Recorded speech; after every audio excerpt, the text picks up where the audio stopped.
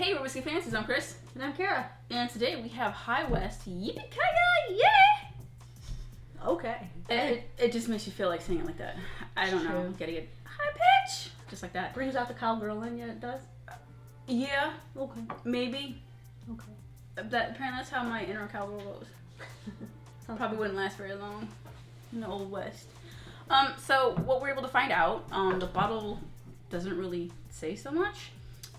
Just from research on the Googles, it's that it's a blend of 2 to 16-year-old ryes, MGP, Barton High Rye, and High West its own distillate. Yeah. So that's probably the young part. That's probably the 2-year. Probably. So I'm actually kind of curious what the 16 is. It's got to be Barton, right? Let's hope. Because I didn't think MGP has 16. Who knows? But who knows? And it's also aged in, is it Vermouth and Syrah? Vermouth and Syrah. Yes. That's what got me was a Syrah. Syrah is my favorite red wine. So I'm excited. Coming in at 46%. That's not bad. Nope. It's respectable. Yeah. Well, we've made a little dent into it, but it's been a couple months. Because you can't find this anymore. Yeah. So we had to stop. So we're doing a review on it today to let you know if you should get it before it's gone. If you see it sitting on a shelf. We haven't been actively seeking it out, but I haven't seen it sitting on a shelf in there. I get like a grassiness and on the nose. Do you? It almost smells like carrots to me. Oh, okay. I can understand. Like raw carrot. I know what you're talking about. Yeah. Like Gerber baby mashed carrots. That's what it smells like. I won't go that far, but that's what it smells like to me. So it is very sweet. Okay. It's a rye that is covered by honeys and that this is sweetness. Good. You can get the wine finishing on it, like that, almost like a dry red wine towards the finish. It's got that bitterness from the barrel, but not so much as a tannic bitterness. No. I remember this because it's really easy to just keep drinking because it's almost drinks as if it doesn't have alcohol in it. Yeah.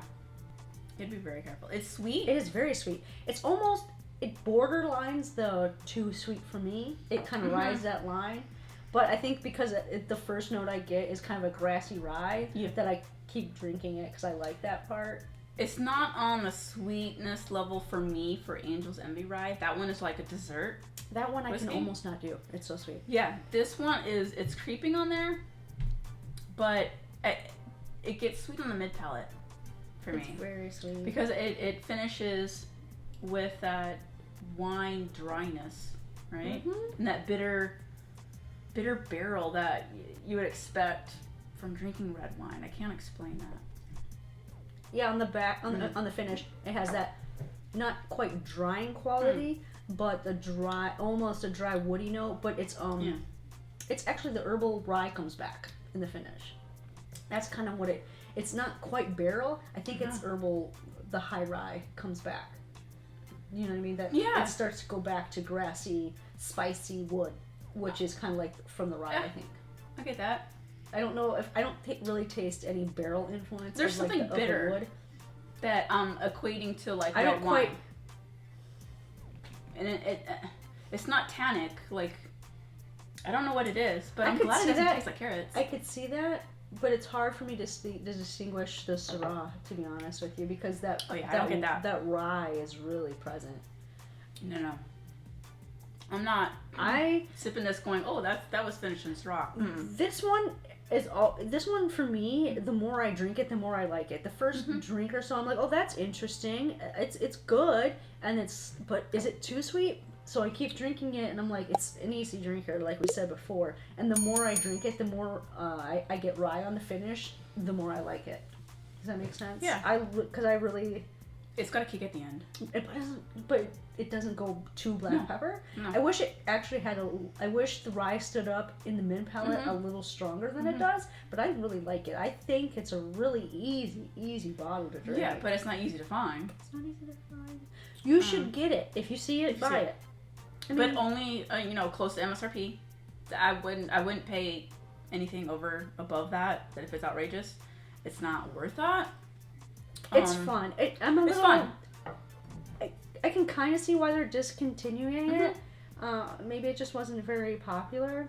It's kind of a rye that doesn't stand out as a rye, so maybe that was the issue for most people that like rye, that it doesn't stand out too much as a rye. So maybe that was the issue. Maybe that's why people don't drink it as much. But I find this is an easy transition into rye.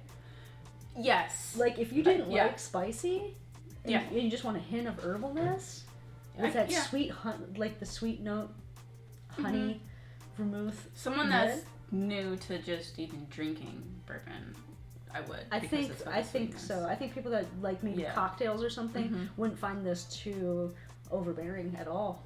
Yeah. I like it though. I like it, but I wouldn't. I'm not actively seeking out trying to find any more bottles. Does that make sense? Like it's good, but I'm not trying to get any more. But if you see one and you don't have one, I do recommend at least trying it. Or if you're at a bar or an establishment that has it for reasonably priced for a pour, I definitely would just try it because it's definitely unique. And I can't even think of anything that's. I need a little bit to cheers with. Okay, I'll cheers with you. Well, I say recommend and get it before it's gone. I recommend, yes. Get it before it's gone. Absolutely. Cheers. Cheers.